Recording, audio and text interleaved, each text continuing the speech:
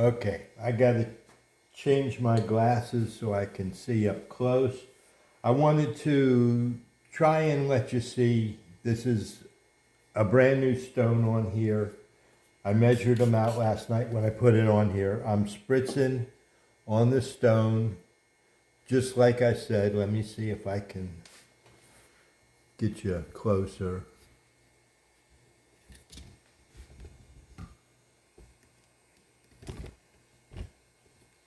Bear with me. Look at how shiny that bevel is.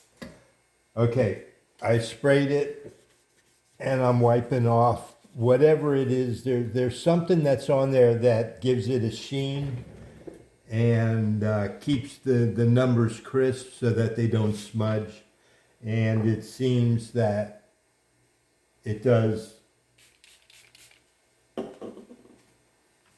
wipe off and bleed out some, and then the stones, like I said, are ready to use. What I want to show you is real quick how I do it. First of all, I have upper stone stops, lower stone stops, and the stone stop is to keep me from going up off the edge. It stops the stone before I go up off the edge. The upper stop is so that I don't drop down the guide rod while I'm sharpening. The W66 also, it's got this handle that just slides right out of the way. Anytime you need to, it just move it right out of the way. So this stone, the top of the stone will not drop below the edge of the knife. If I can take the stone down below the edge, then the top of the stone can touch the side of the knife and scratch it. And that is the reason that we came up with stone stops in the first place. So to stop the stone so that we didn't go down below the edge and scratch the side of the knife. We wanted to keep it so that we were regulating our movement so that we were never going up, off, or down below. So that is with the stone stops. Now I'm going to just go to work. I'm using sequential. I'm up to 6,000. I'm going to scrub again, just like I did each and every. I'm starting one side at a time, and I want you to see, I just hold it, no slapping. I have this hand on the back just to hold it. And this knife is flexible and will deflect. And I'm pushing sideways and scrubbing. And I'm starting to get some black on here. That black is flattening the scratch pattern left from the 4,000 grit.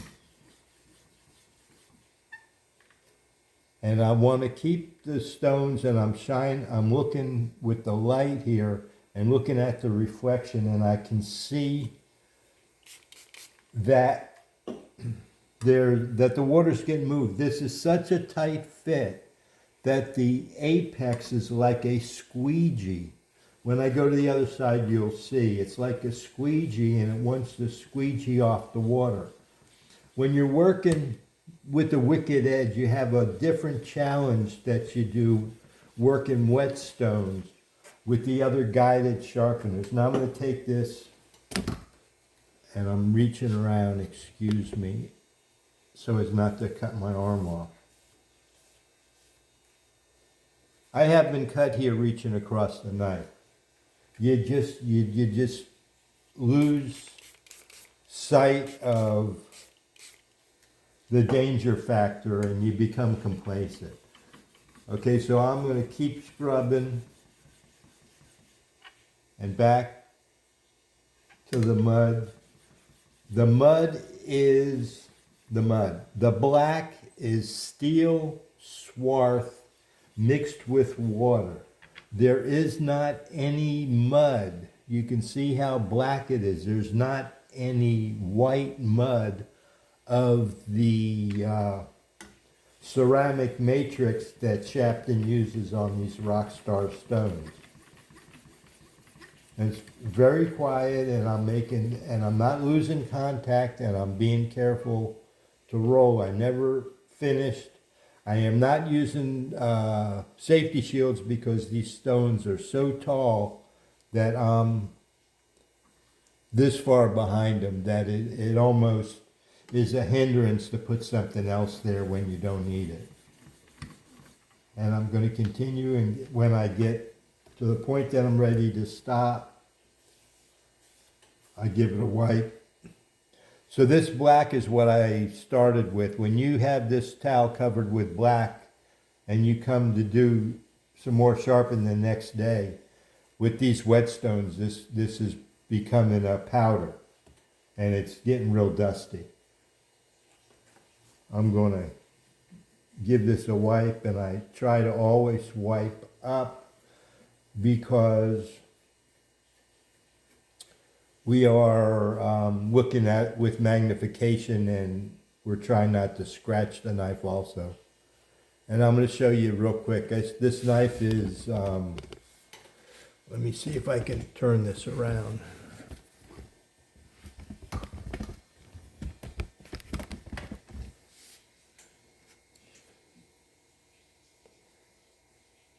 You can see the mud on the knife. Let me, to make a point, after I just spritz myself in the face. Now you can see how clean it is. I just spritzed it and wiped up. I want to show you something. You see how that shiny bevel is? That's above the gray line is the cladding. And the shoulder is there right at that clad line, and then it extends down. It's a very tall bevel because it is 10 degrees. That's at low power. I normally work at high power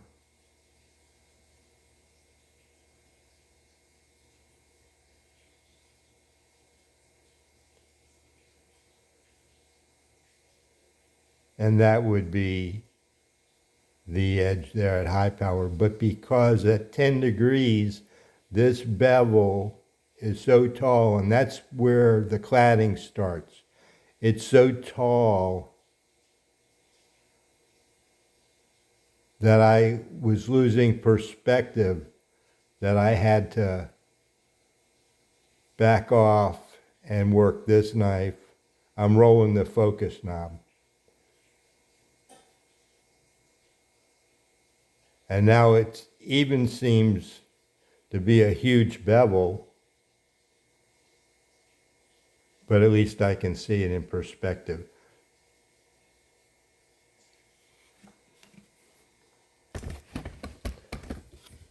So I am going to now continue. I just started to make the point to show you on here the black, and I'm going to do the back side. Let me try to do that.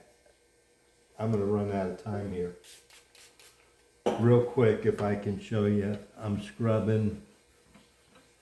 And you may be able to see, but you can understand the point. I'm keeping it flat, lateral wise. The pressure is the same at the center, and I'm keeping it flat and smooth and working my way forward. And I can see here as the water is getting squeegeed, you can see it on the bevel, getting squeegeed off of the stone.